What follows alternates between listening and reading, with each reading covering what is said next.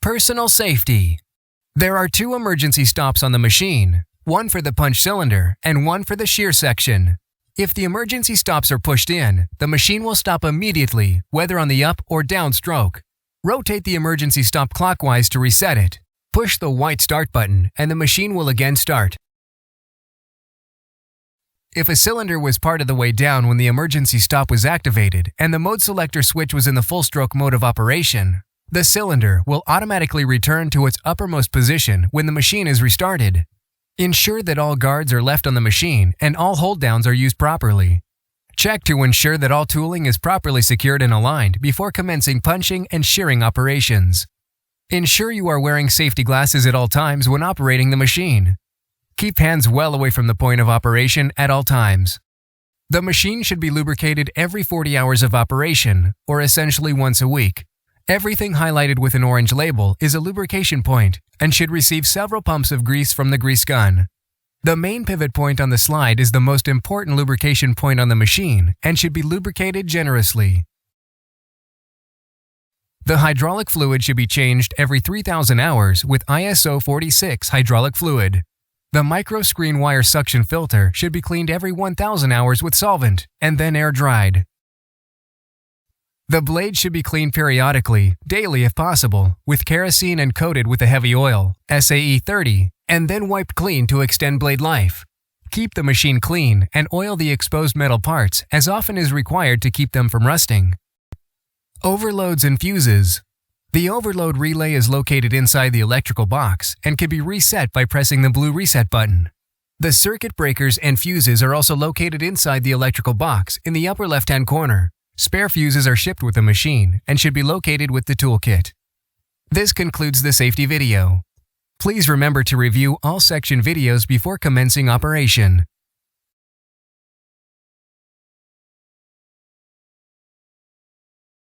Please refer to the capacities diagram on the main menu of the CD or refer to the Geka product brochure for the specific capacities of the angle shear on your machine.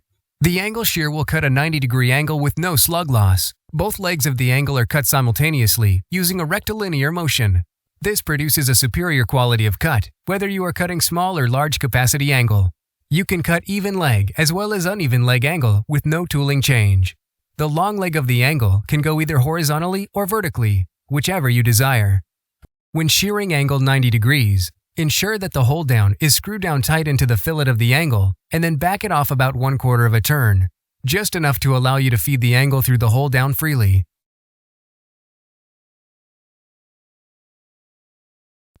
When shearing angle on a soapstone line, it is best to make the line on the horizontal leg of the angle, then focus the work light through the openings in the guard, and then jog the angle shear blade down on the angle, lining up the cutting edge of the moving blade directly over the soapstone line.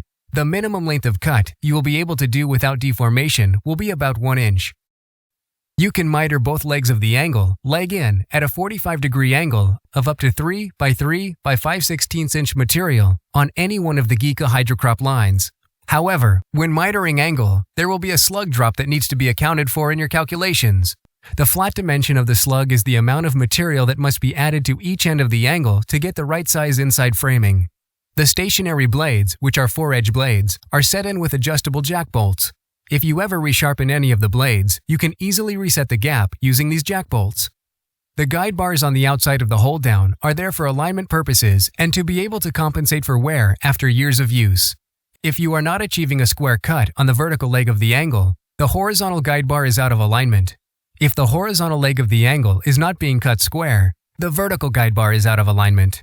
The guide bars should be in alignment with the stationary blades on the angle shear. We will now demonstrate the angle shear station.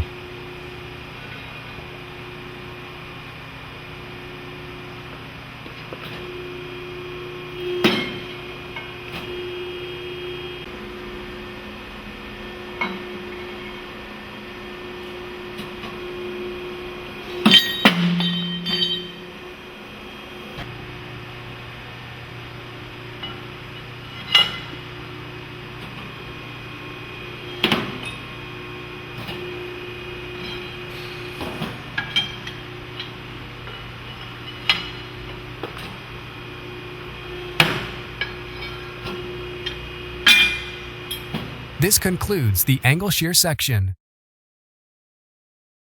This is the most dangerous station on the Ironworker.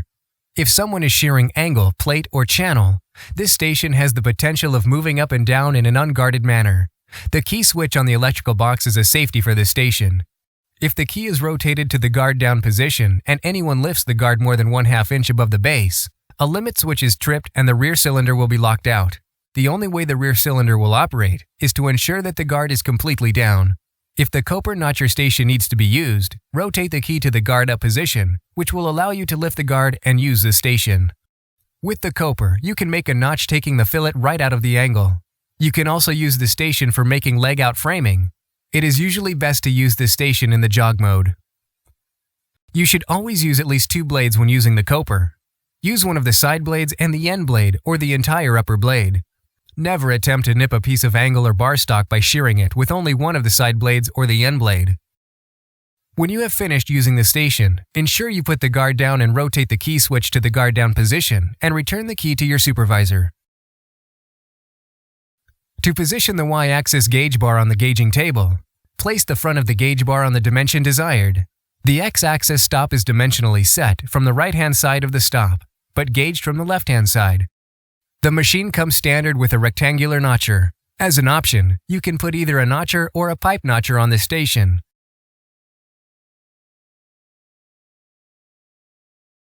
We will now demonstrate the coper notcher station.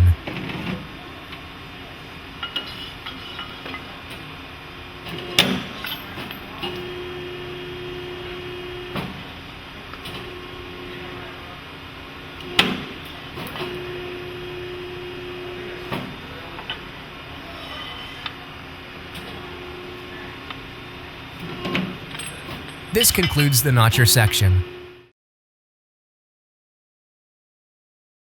Please refer to the capacities diagram on the main menu of the CD or refer to the Geka product brochure for the specific capacities of the plate shear on your machine.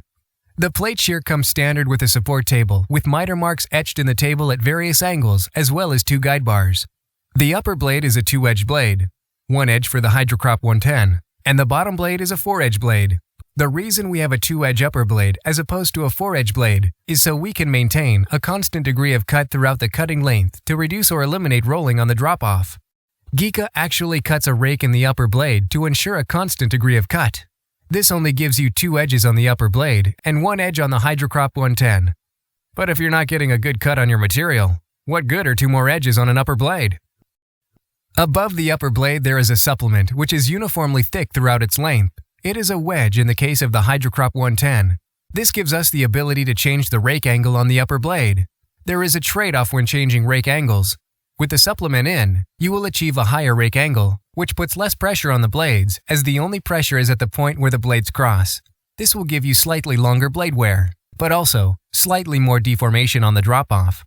If the supplement is removed and the blade moves directly up against the slide, a reduced rake angle will be achieved and give you virtually no deformation on the drop-off.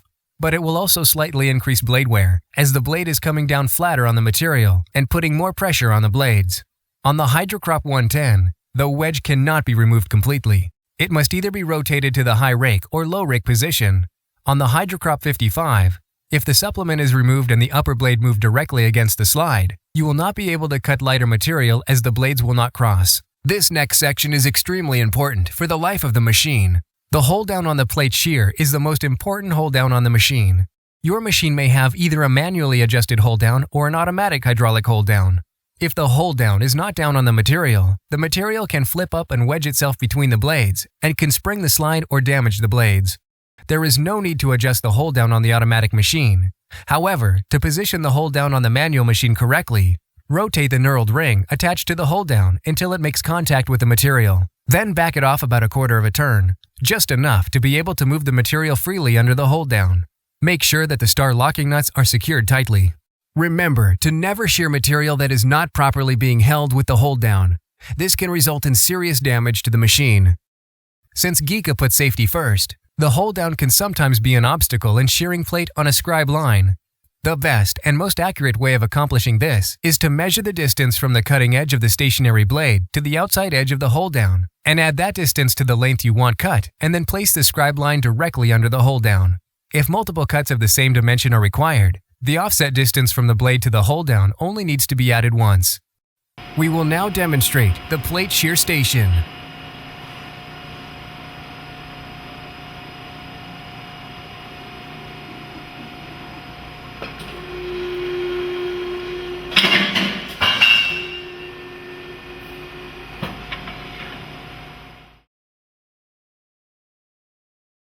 The front of the punch cylinder is machined flat, and a gibbed guide bar is placed against that flat edge. The rest of the circumference is surrounded by a bronze bushing, so the cylinder is coming straight up and down on the punch line, and the load is taken up by the gibbing and guiding as opposed to the seals. You either have a manually adjustable swing-away stripper or automatic hydraulic stripper.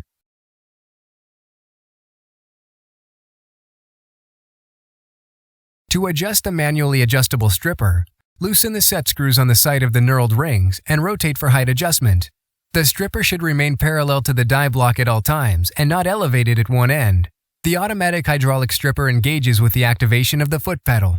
The stroke of the punch cylinder is fully adjustable for depth of punch and height of return. Being a hydraulic machine, there is full tonnage anywhere in the stroke. On the Hydrocrop 55, the upper cam handle on the outside of the cylinder guard adjusts the return stroke, while the bottom cam handle adjusts the downstroke. On all other Hydrocrop machines, the upper cam handle adjusts the downstroke, while the bottom cam handle adjusts the return stroke. This is the fully structural and adjustable die block. The two die block supports under the front of the die block are for standard punching applications. The top support can be removed by removing a single bolt attached to the die block. The bottom support is easily removed via two additional bolts. When both supports are removed, the gooseneck on the die block is exposed, which allows you to punch channel or beam on the flange. The maximum capacity that you should ever punch with the die block supports removed is 60% of the rated capacity of the machine. By removing the 3 bolts securing the table to the die block, the table can be removed and channel or beam can be punched on the web. The die block is fully adjustable left to right and front to rear for aligning tooling. However, there is virtually no adjustment required when going from a round to a round. You may have to make minor adjustments when punching with shapes. Even though there is no alignment required on round punches, we strongly recommend that you jog the punch cylinder down just to ensure the alignment is correct. The machines are equipped with a quick change punch and die holder. By rotating the locking collar of the punch with the spanner in a clockwise manner about 1.5 turns, you can easily remove the punch holder from the machine and change punches. By loosening the die retaining bolt, you can push the lower die out from the bottom.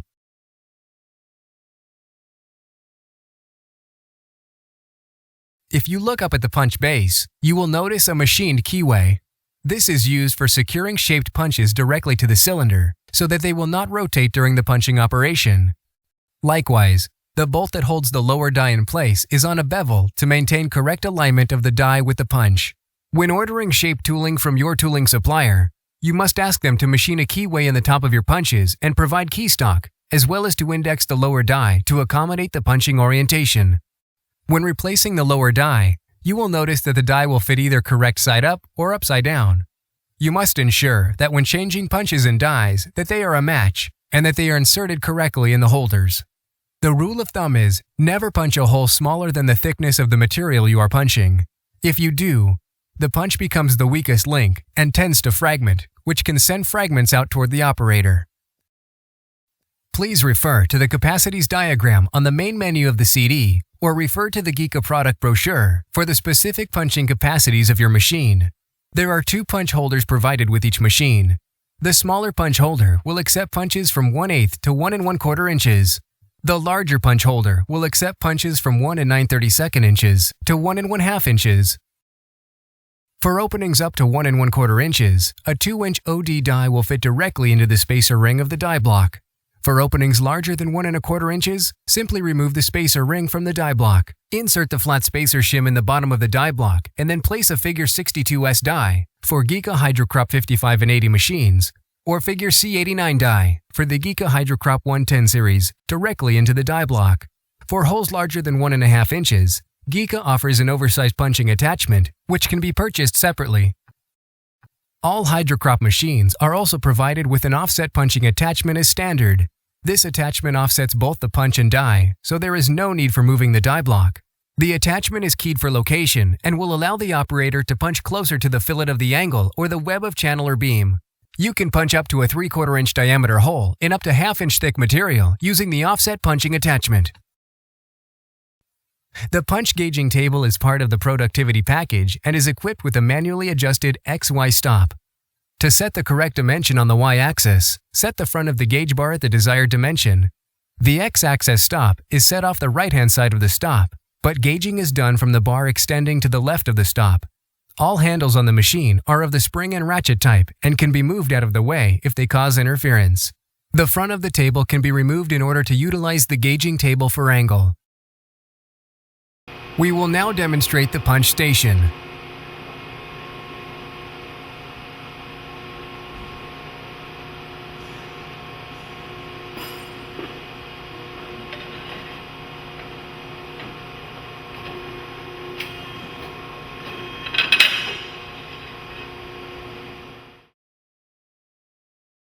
All Geka hydrocrop machines come standard with 3-inch 4.1 pound and 4-inch 5.4 pound channel blades, as well as multi-opening round and square bar blades. The blades change in and out very easily and should take no longer than 10 minutes to make a change. The blades are symmetrical and can be put in correct side up or upside down. To determine how the blades go in, look at the faceplate and how it fits on the machine, and then match the profiles in the blades with the profiles in the hold down. The blades are 2-edge blades and are identical, so it gives you 2 cutting edges with each set of blades.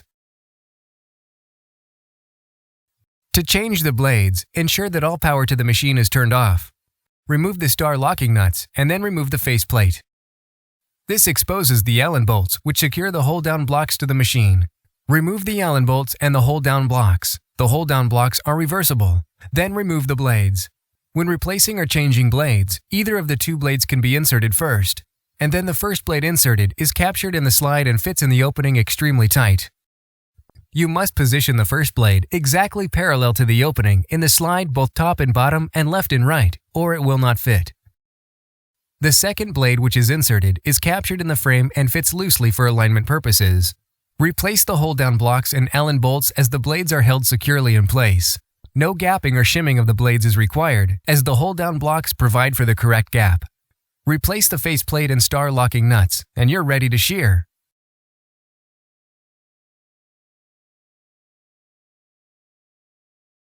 Squareness on the cut is a function of the hold-down and not the blades. If the cut you are achieving is not square, move the faceplate up or down with the knurled screw, as required to get a square cut. When using the round and square bar blades, do not expect a cut equal to that of a saw cut. You will get some ovalizing of the round bar and some rolling of the leading edge of the square bar. Generally, the best cut will be obtained by matching the material size you are cutting as close as possible to the opening of the blades. On the round bar, if you need to put a bushing or bearing on the bar, you probably will not be able to do it. If that is a requirement, you will probably need to saw the material.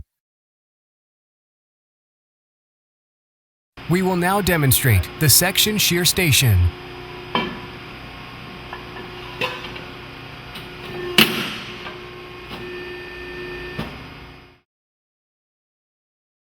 The productivity package is comprised of several components that will increase the productivity of your Geka Ironworker.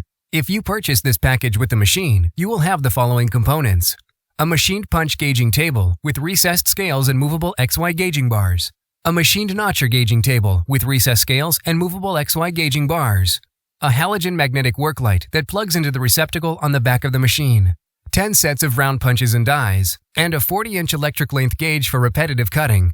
If you did not purchase this option and would like to know more about the productivity package, please consult your sales technician. We will now set up the electric length gauge. 1. The electric length gauge is fastened to the back of the Geka Ironworker with 2 Allen head bolts. It extends out to 40 inches and indexes with the angle shear, plate shear, and the section shear. We use the same length gauge for all machines, so the length gauge must be calibrated for each particular machine and stationed using the calibrating knurled ring on the back of the length gauge. To calibrate the length gauge, set the length gauge off the back of the knurled ring at 12 inches and position it on the angle shear station where the top of the vertical leg of the angle will strike the bottom of the angular plate on the length gauge. Make sure that the length gauge head is slightly angled down to allow the cut piece of material to drop. 2. The length gauge will only operate if 3 conditions are met. First, the foot pedal length gauge selector switch must be in the length gauge position. Second, the key selector switch must be in the guard down position. And third, the coper notcher guard must be physically down. If any of these 3 conditions are not met, the length gauge will not operate. 3. Move a piece of angle through the angle shear and contact the length gauge head and shear the metal. Measure the drop-off that you just cut. Say that dimension was 11 3/4 inches. Rotate the calibrating knurled ring to measure 11 3/4 inches off the back of the knurled ring, and the length gauge is now calibrated. Tighten the set screw to ensure that the calibrating ring will not rotate. 4. The length gauge is now calibrated for all 3 stations. There may be a slight variation in dimensions depending on the blade gap which is set on each individual station. 5. The material will drop freely from both the angle shear and the plate shear, but when using the channel or the round and square bar blades, the material tends to hang up in the second blade and may have to be pulled free or pushed out by feeding the next piece through the blades. 6. If 1 or more extensions are added to the length gauge, they have to be supported, or else the deflection you will get in the gauge can cause the cutoff dimension to be greater than desired. We will now demonstrate the electric length gauge.